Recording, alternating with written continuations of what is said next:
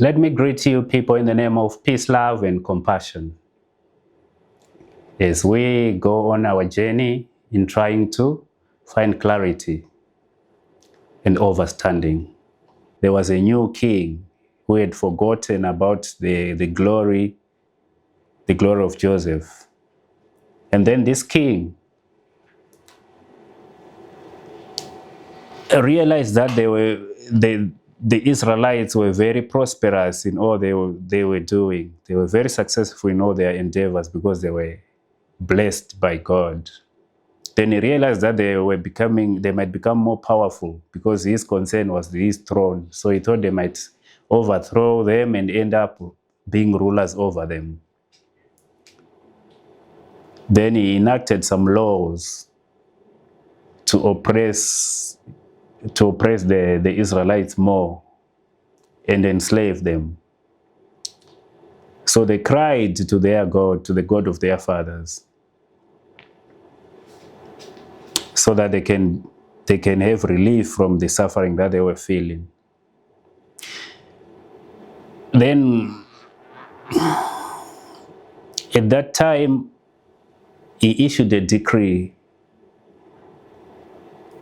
where he said all the men children of the Israelites should be put to the sword, which means they should be killed. Every son that was born had to be killed. Then there is an Israelite lady who gave birth to a son. Then this lady hid the son in the house for about 3 months until she couldn't hide the child anymore. Then she decided to make an ark made of reeds, like a sort of a basket that they would put in the reeds at the edge of, close to the bank of the river on the water. And that little kid was Moses. And they sent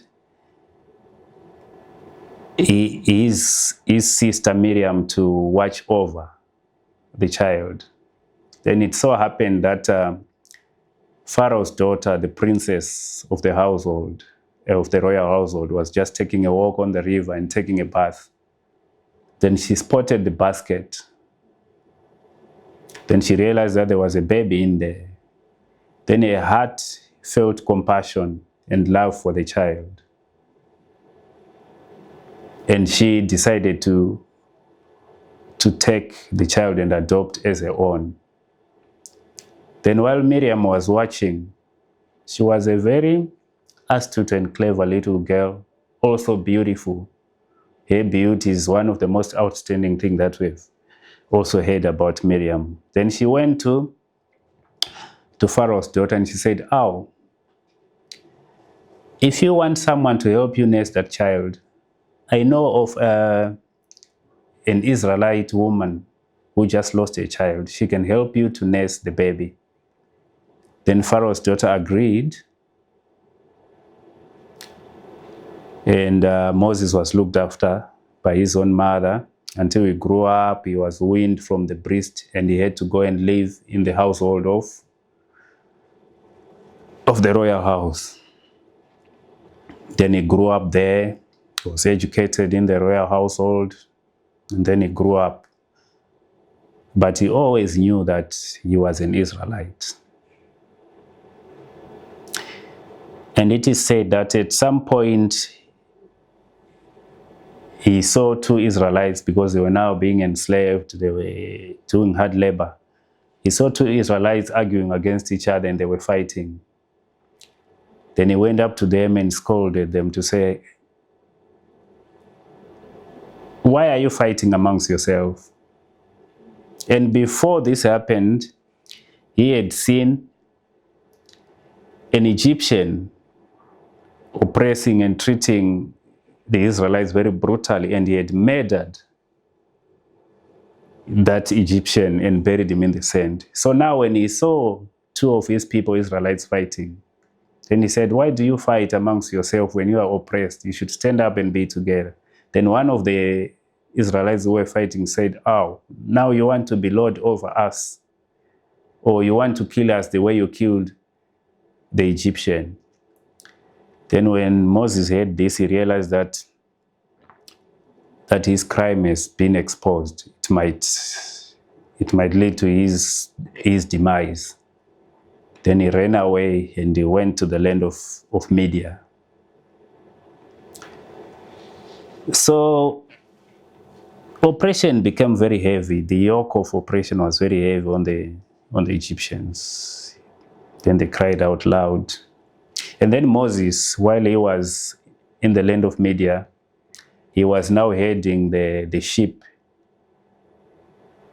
of his father-in-law, because he had married one of the daughters of the priest of Media. In another part of the text in Genesis, in Exodus chapter 3, they mention his father-in-law as the priest of Media by the name of Jethro. But then in Exodus chapter 2, they mention his father-in-law as the priest of Media as Ruel. That is another bit of a, it's a bit at odds. I don't know if he married two different daughters of two different priests, or maybe it's just an error in editing. So while he was herding cattle, isn't it maybe the father-in-law got two names, maybe? Yeah, it could be. It might be the case. So he was herding cattle in the desert, and then he approached the mountain of Horeb. Then suddenly he saw a flame burning in a bush. Then he heard a voice speaking in the bush. And he was surprised because the bush was burning. There was a fire in the bush, but the bush was not being consumed by the flames. Then he went closer to investigate, and he heard a voice from the bush saying, "Moses, take out your sandals, because the ground on which you are is holy." Then God spoke to him and told him to go to Pharaoh and tell him to let the Israelites go. You know the story when Moses said, "No, I stammer, I don't speak eloquently, I'm not very articulate." And God said, "No, I will speak through your mouth, I will put my words in your mouth." And he was told that your brother Aaron will be as your mouthpiece, he will speak on behalf of you. Then Moses went and he told Pharaoh that we need you to let our people go. Then Pharaoh refused. I think it's about 7 times, and each time God would hit the Egyptians with all sorts of calamities. There was locusts, there was frogs, there was blood in the water turned into blood. And then God hardened Pharaoh's heart so that he must refuse to let the Israelites go. But then we don't know why God hardened Pharaoh's heart. Or maybe he just did it so that his script can be fulfilled the way he wanted it. Yeah, of course, that's another question that I needed to ask you. God sent Moses. Yes. Go and help the Israelites. Yeah. From Pharaoh. Yes. But same God hardens the heart of Pharaoh. Yes. To refuse. Yes. And what's the meaning of that? Yeah, but according to the scriptures, they say it was because he wanted to prove his power to the Egyptians.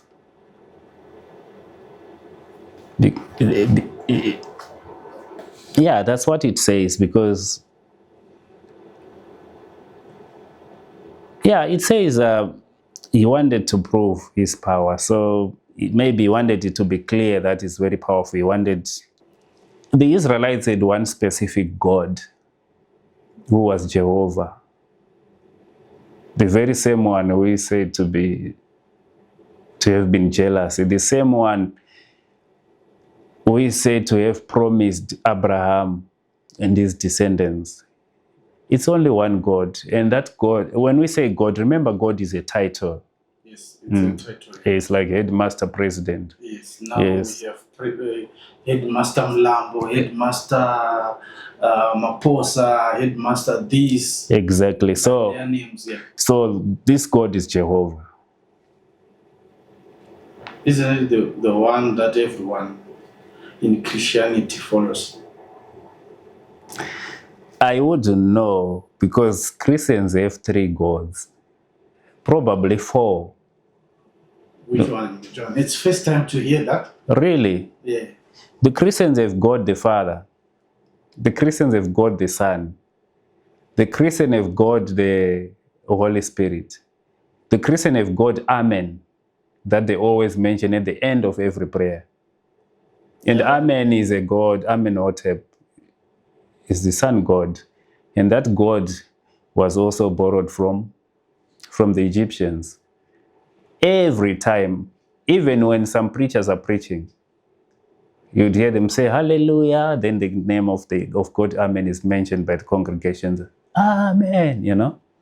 But according to what they taught us, or to what I knew before, yes, Amen means it is what it is. As it is. As it is. Yes. Yeah, that's what they would say. That's what they would say, but that's not even what it's. That's not even what it means in the Hebrew language. Well, I'm not sure if Amen really means what you said in Hebrew, but if you look at the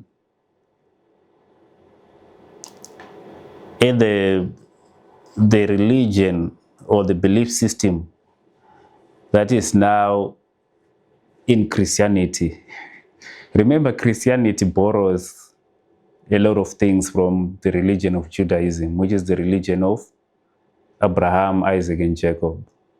Christianity also doesn't have its own God. It's also borrowed the God of that religion. So if you look at most of the very important aspects, for instance, there's what is called monotheism, the belief that there is only one absolute God. It is a belief that was originated by Akhenaton, who was an Egyptian, who lived hundreds of years before Moses. And Akhenaton is the one who was the first human being to introduce this ideology that there's only one one almighty, one higher God. So he is the one who introduced the worship of one God. So when the Israelites were living in Egypt, of course they absorbed a lot of these things.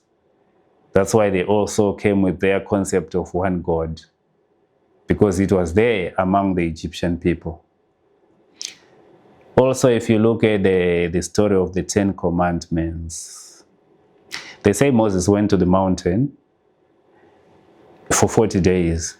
And when he came down, he came with 10 commandments. But then look at this.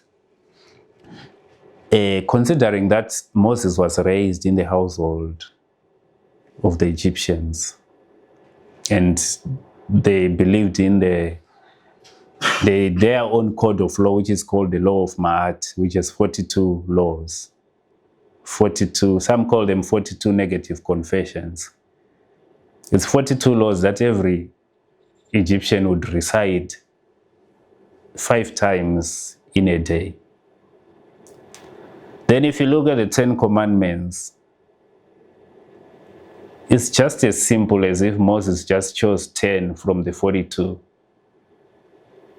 because they look just the same. It was just a borrowing and just rephrased and then reducing their number. And even if you look at the number 10, it looks like it's just convenience. Why were they not 9 or 11?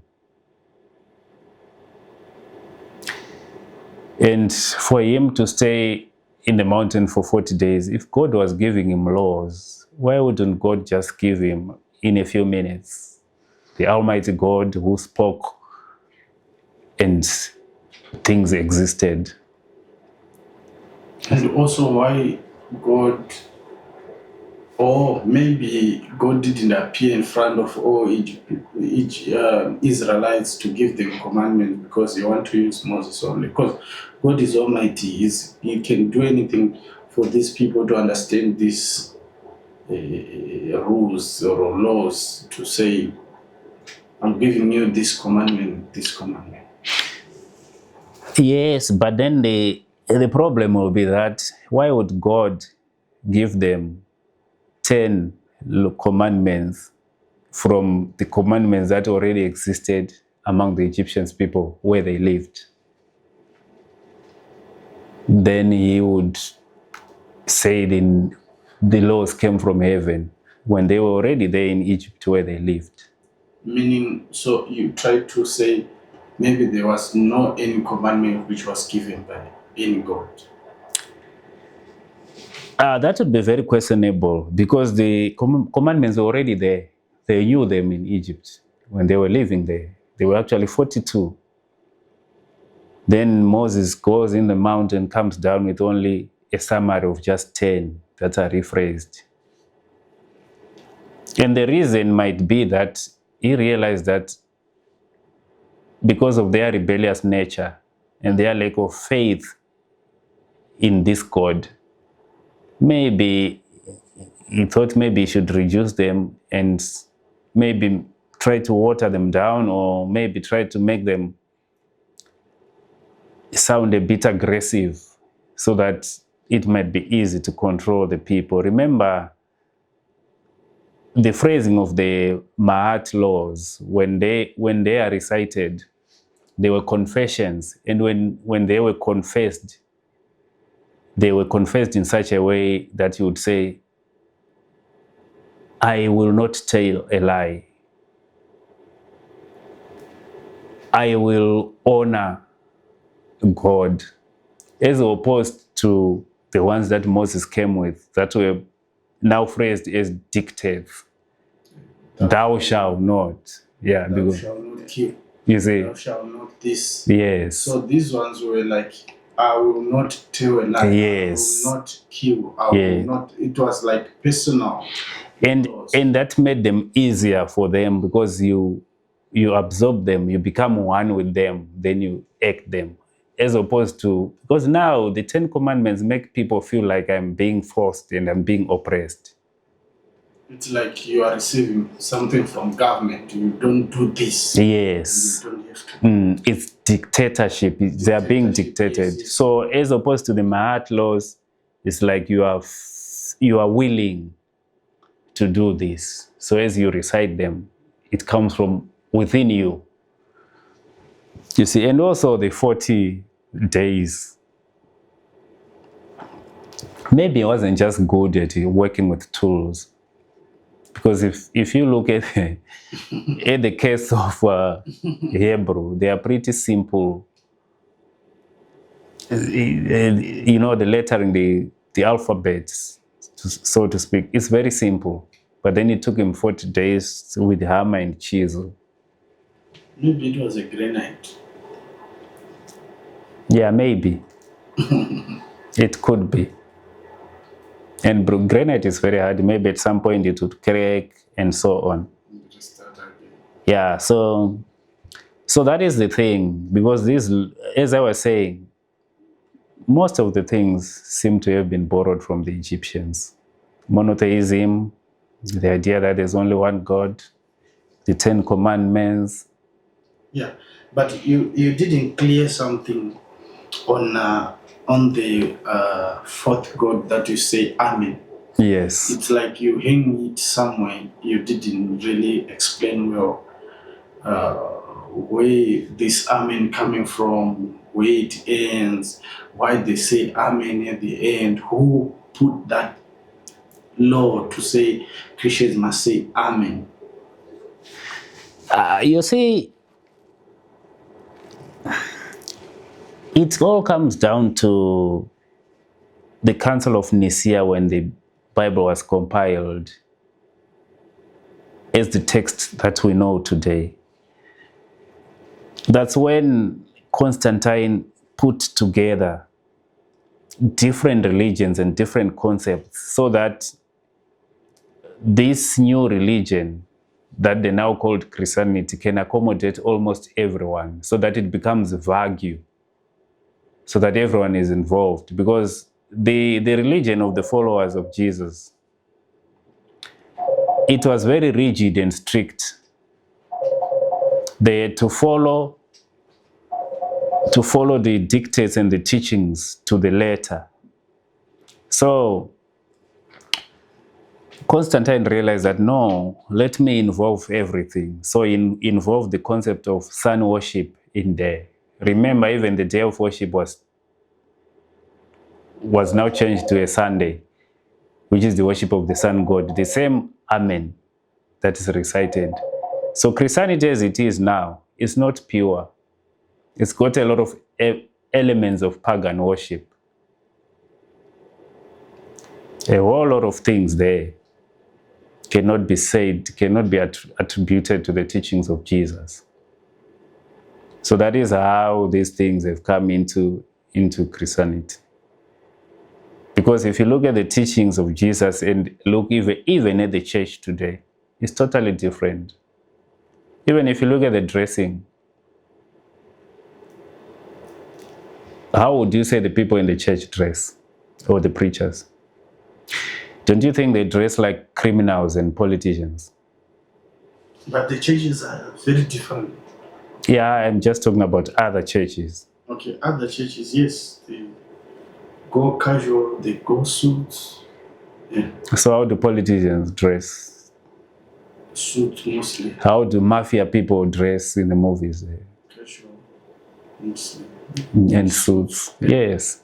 So why would people who are worshiping God and doing righteous things choose to dress like thugs and politicians? So you think those ones who wear white garments are better? I am not saying that per se, but I'm saying their dressing is closer to how Jesus dressed. They are more Christ-like in their dressing, and these others are more anti-Christ-like dressing. Just the dressing, Jay. Just talking of dressing.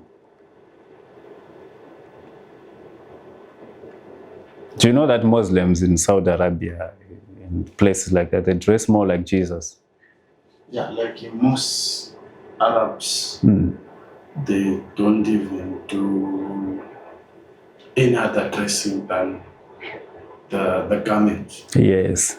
So what has actually happened is that what we call Christianity now is just a European tradition that has been given a name and has been presented as a religion. Because if you look at most of the things that happens there, it's just, European tradition.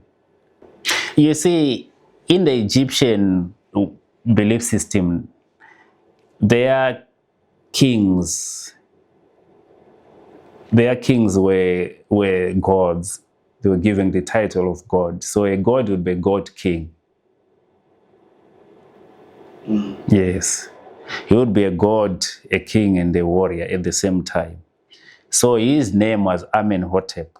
So his title as God was Amun-Ra. So as a human being, as a mortal, he was Amenhotep. Then in his godly identity, yes, he was Amun-Ra. So he was a man who lived, he was a king, a pharaoh at some point. So he was Amun-Ra. So he was very wise and intelligent. Okay, I understand that. Maybe Okay. So, which day do you think is most perfect to Christianity religion? To go to church, if we can go to church, or to say, let's say, to pray. We gather Sundays to go to church, but some they do Saturday, some they do Fridays. There's some who do even Thursdays, like those who wear white garments. Most of them they do Wednesday, Thursday, Friday. It depends which church. But most of Pentecosts, Romans, and some they do Sunday. Let's say 90% of the churches or 80% of churches they do Sunday is day of worship, and Saturday it's those like Sabbath churches they do Saturday. But which one can we say this one is the perfect day? I would say, you want me to give you my opinion in terms of what the scriptures say. Yeah, let's say your opinion according to what you understand through the scriptures or through your research. Yes. Okay. You see, according to the scriptures, there isn't any specific day, because what the law of the Sabbath says, it says, you shall work 6 days, and on the 7th day you shall rest. It doesn't mention that the first day that you rest is on which day. So wherever you start, if you start to observe the Sabbath on a Thursday, that's where you must count, you work your 6. So the Sabbath would not necessarily be the same for everyone. But for these people who were in a group, who were given the law at the same day, it would be any day after working for 6 days.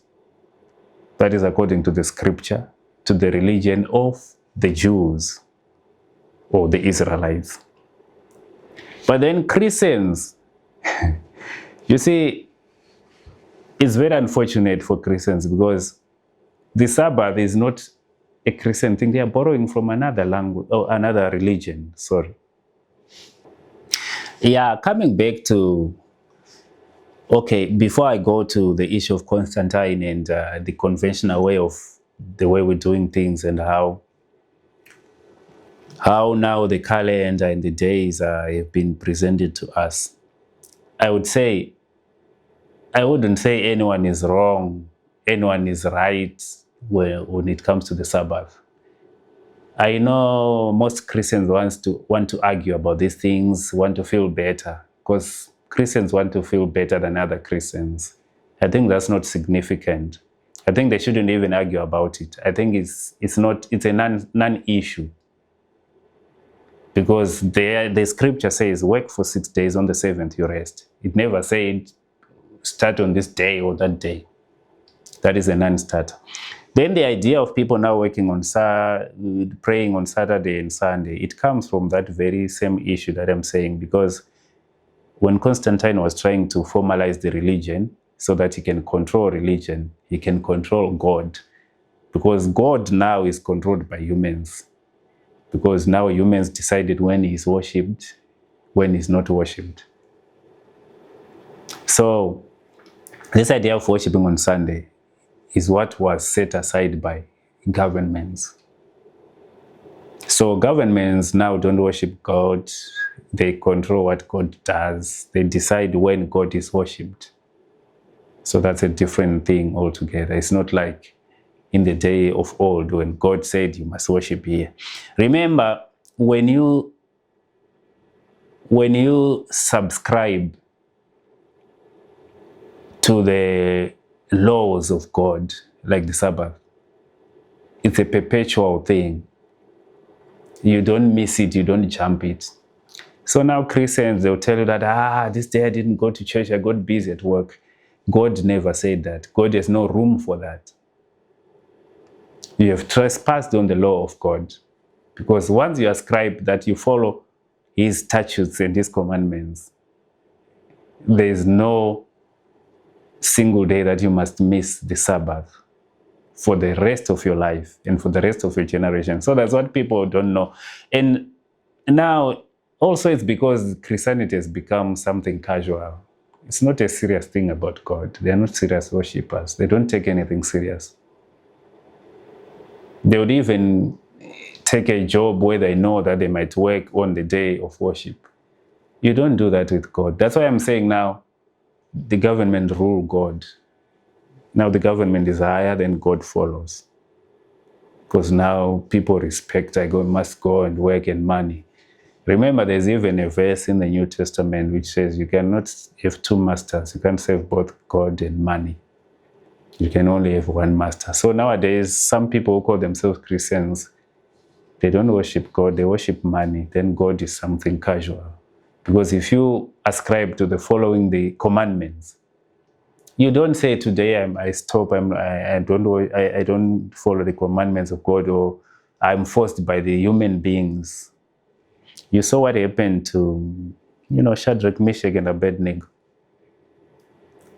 because they refused to bow to the system. They were true to their God. Now a Christian say, I didn't go to church, I was working. You are not a worshiper of God. It's just casual. It's something that people do as a tick box exercise.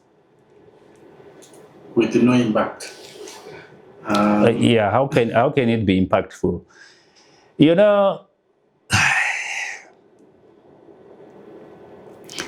If you knew how dedicated, people who practice other things, or people who practice witchcraft, those people have faith. More than Christians. I saw that. Yes. If someone do exercise those, I don't want to call it evil or to call it, I don't know what is it. Someone who goes to a Sangoma and exercise rituals from Sangoma, they really do it in straight line. And even the same person, if he goes to church, it's not straight. But when he's at the Sangoma place or doing rituals from Sangoma or from any instruction which are not church, they really follow. If they say, wake up by 12 o'clock midnight, remove your clothes, go by the road cross and put this, they will do it with no fear.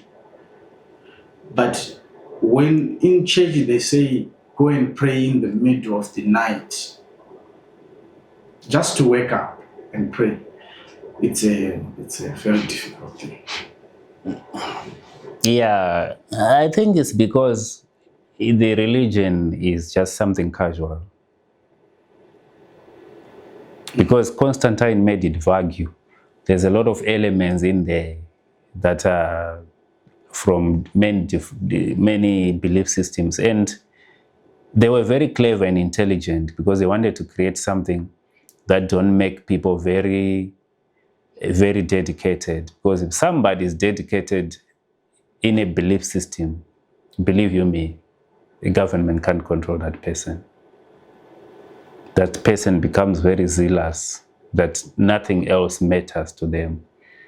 So they gave this religion, which is wishy-washy, which is some a diluted solution, a far cry from a real belief system. Christianity, does Christianity really exist to God? Well, what I know is that nothing can have a name and then not exist. If something has a name, it exists. We can question its authenticity or other things, but to say it doesn't exist, no, that would be wrong for us to say it does exist. But the question is, as it exists, what is it? Is it related to God or is it related to other group of people or to a certain person who just started it. But all religions start somewhere. But you see with Christianity borrows from another religion. The name Christianity, it was taken from someone who was called Jesus Christ, who himself was not a Christian. Someone who had his own religion, his own way of worship. He was a Jew. His religion was Judaism. That's what he practiced. Then some people came later on and said, we are Christians. We follow this Jew who practiced Judaism, but we are not Jews. We don't practice Judaism, but we call ourselves Christians. So you see, that's the very awkward thing with Christianity.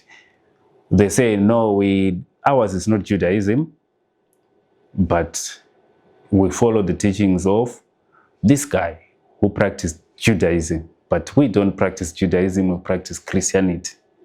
And while they say they practice Christianity, they worship the same God of the Jews, not the God of the Christians, the God of the Jews, who this patriarch of themselves, Jesus Christ, worshipped. Because Jesus Christ worshipped Jehovah of the Judaism religion. He practiced Judaism as a religion.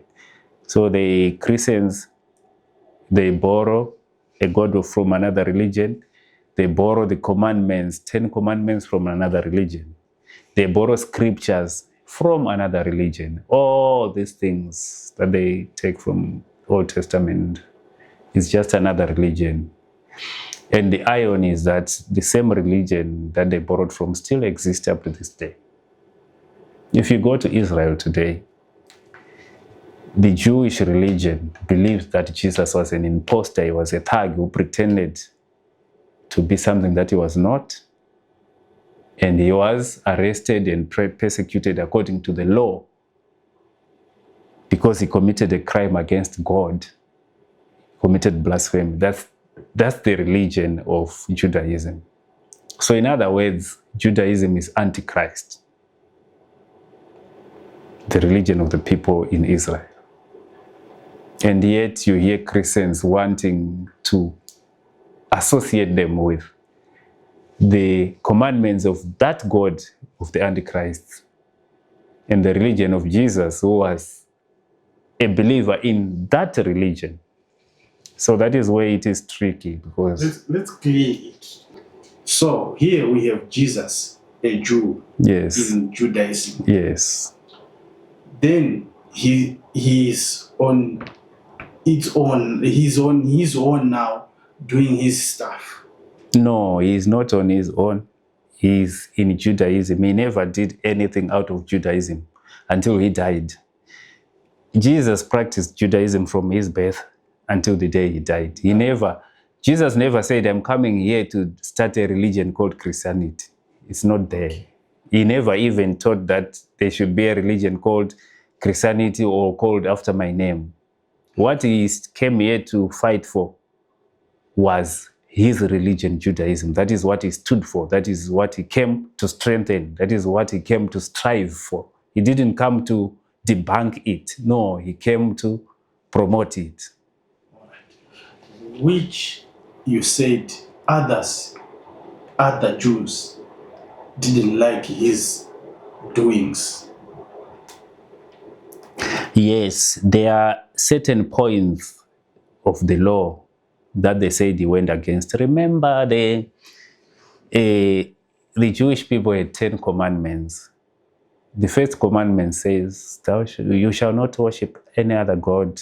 The 10 commandments from the same one with the Moses. Moses, yes. Which the Judaism people also borrowed from an earlier religion of the Egyptian, from the laws of Ma'at. Remember, I mentioned that these 10 commandments, they borrowed them from another religion. Which were 42. Yes, laws of Ma'at. And Moses made them 10 and modified them. Yes, he summarized them. They are the ones now with the Jews. Yes. And they are following that one. Yeah, so I want to come to the issue of Jesus and his crime. The first commandment says, you shall not have any other God, not a God who walks on earth or who walks in heaven. I shall punish, it goes on, I shall punish the sins of the Father to the Son from the third and fourth generation, for I'm a jealous God. Yeah, something like that. Generational. So the Jews believed that God is superior, is almighty. God is not a human. God doesn't have children. He doesn't marry wives and give birth to children. So then Jesus said, I am the Messiah. They didn't believe that he's the Messiah. Even now, they are still waiting for the Messiah. They don't believe Jesus was the Messiah. He was just a thug who committed a crime that was punishable by death, and he was punished by death. So when they were asking him, are you the Son of God? And when he were replying and saying, you said it, that's a crime according to the law, according to the first commandment. He was guilty as charged. You can't say you're a son of God. You can't say, I come here to build the temple. I'm going to, the things that he spoke according to the law of the Jews and even according to the first commandment. If you look in terms of legalities, he was guilty as charged. Although he claimed that he was standing for that religion, but the laws of that religion didn't allow someone to claim to be a God or related to God somehow.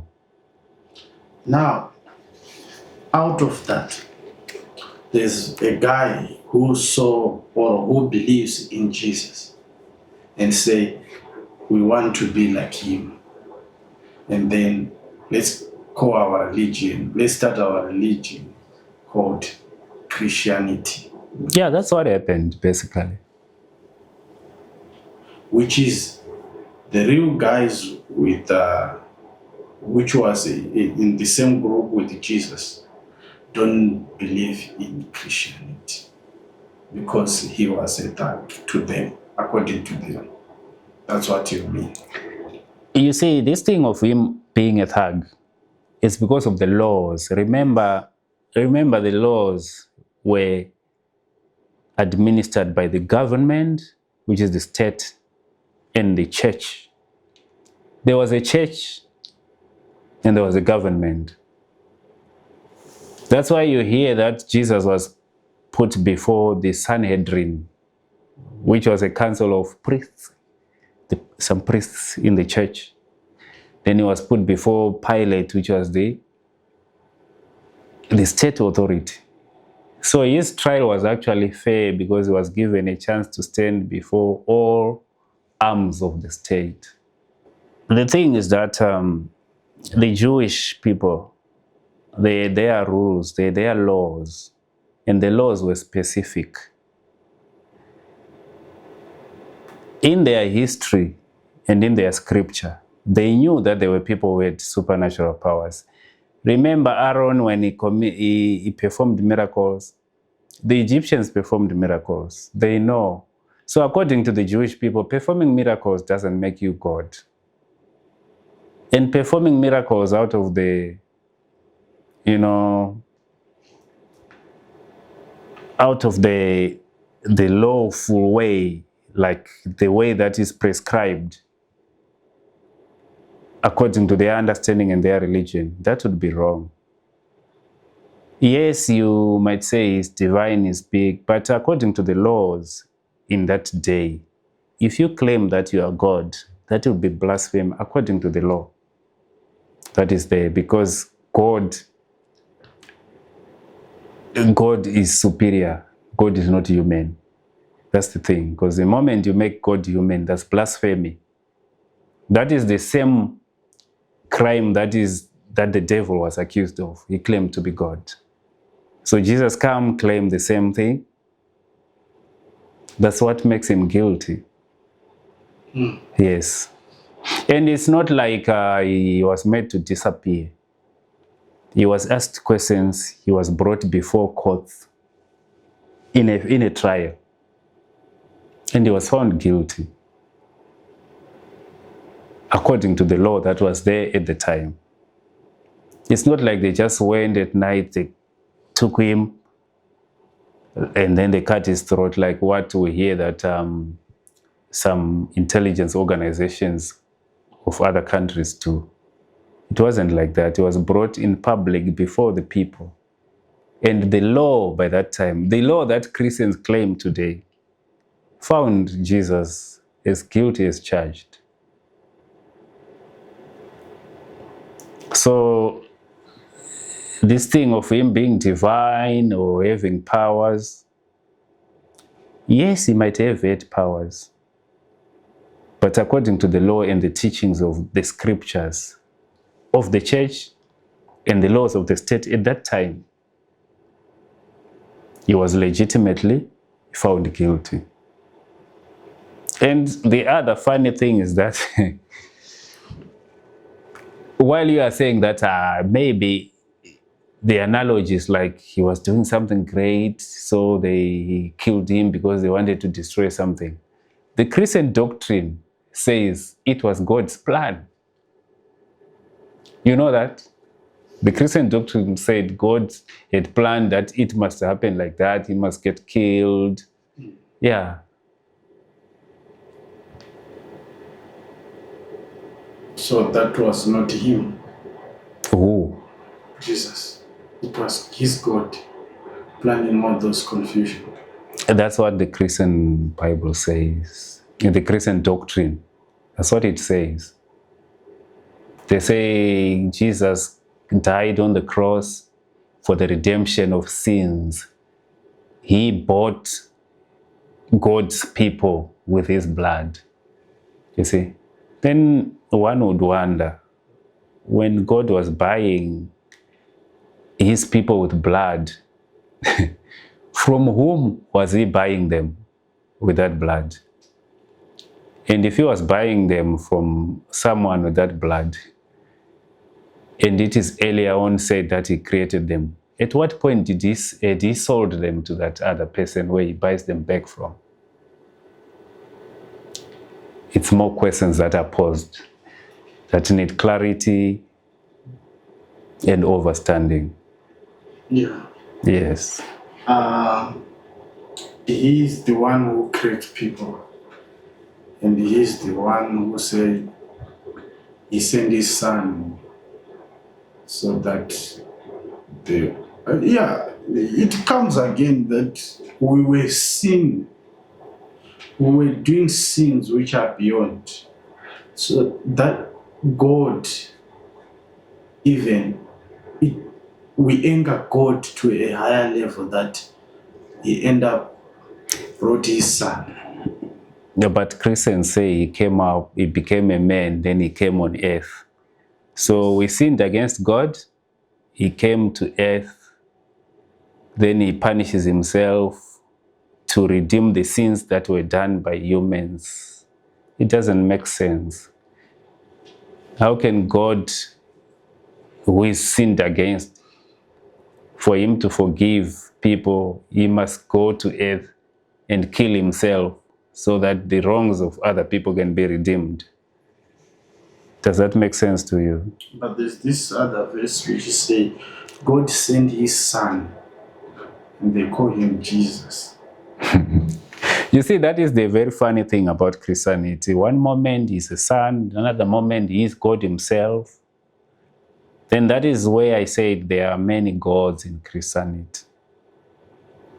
Because they explain it in the way where they try to suit the situation or the argument at some point. Because at some point he's God himself who came on earth to intervene. And God himself died and rose. Because they say, Christians say Jesus is God. Yes. So God came in himself, then he got killed. But he get killed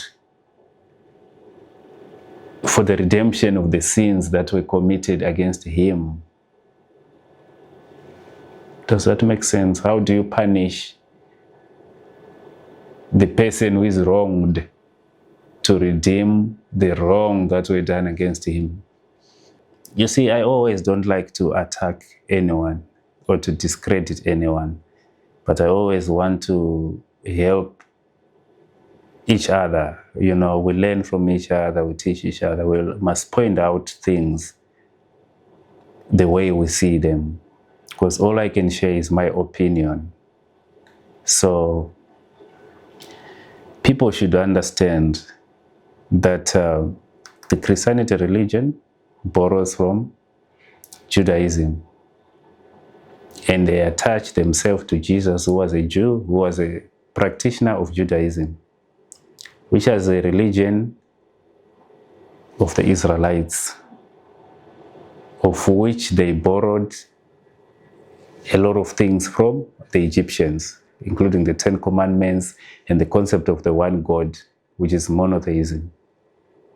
So people should not be under the illusion that their religion is a complete and an original thing. They must know that there's just borrowings from a lot of things. Before we close, I also overheard, or I also heard that even these days that we say we go to church, maybe it could be Monday to Friday to Saturday or Sunday, they are even also named after some gods. We don't want to discuss much about it, but is it true? Yes, that is very true. Because the words, the names that we have, and the language that we use in English, it borrowed the names from other religion that people call pagan religion, even the name of what are the so-called pagan gods. You know, Monday they say it's the worshipping of the moon god. Tuesday they say it's still the god of war of the Vikings. Wednesday they say it's what, another god. Thursday is Thor, the king of God. Friday is Freya, the goddess of fertility, and so on and so forth. But we will touch on that in details another time, because we might have a lot of questions. Also, let's hear what the people who answer on that one, their knowledge as well. It was nice to have you on this program today. Thanks for having me, and thanks to our viewers. See you soon.